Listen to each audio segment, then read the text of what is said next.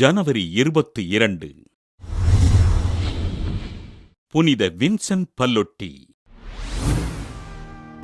ரோமையில் வாழ்ந்த இறைபக்தி நிறைந்த பேதுரு பவுல் பல்லொட்டி மதலேனா பெற்றோருக்கு கிபி 1795 ஆண்டு பிறந்தார்.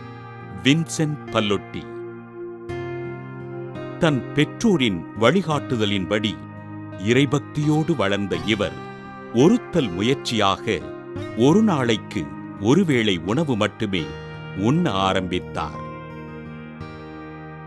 மூவொரு இறைவன் மீதும் மரியன்னையின் மீதும் பக்தியோடு இருந்த இவர் தன்னை இறைவனுக்கு அர்ப்பணிக்க விரும்பி குருத்துவ பயிற்சி பெற்று கிபி 1818 ஆண்டு மே 16 நாள் குருவாக அருட்பொழிவு பெற்றார்.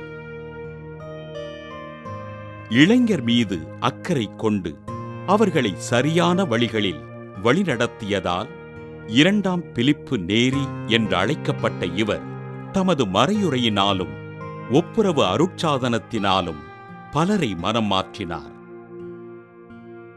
கைவிடப்பட்ட குழந்தைகளுக்காக விடுதியும் இளைஞர்களுக்கு மாலை நேர தொழிற்பயிற்சி பள்ளியும் நிறுவி அவர்களின் முன்னேற்றத்திற்காக பாடுபட்ட பல்லொட்டி கடவுள் மீதும் சக மனிதர்கள் மீதும் அன்பு செலுத்த வேண்டும் என்ற இறைவனின் கட்டளைக்கு உயிர்ப்பு கொடுத்தார்.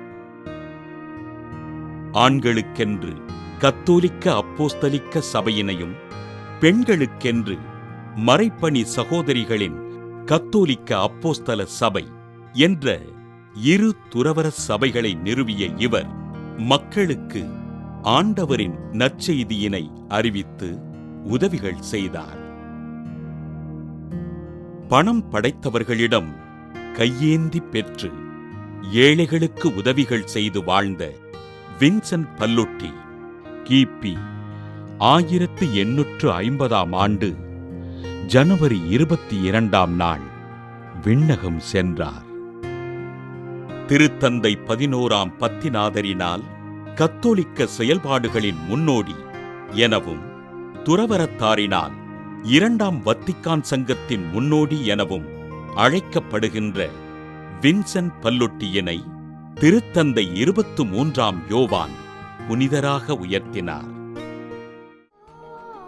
அழியா உடல்வரம் பெற்றிருக்கின்ற புனித வின்சென்ட் பல்லொட்டியின் திருவிழாவினை கொண்டாடுகின்ற நாம் நம் அருகில் வாழுகின்ற சக மனிதர்களை அன்பு செய்வோம்.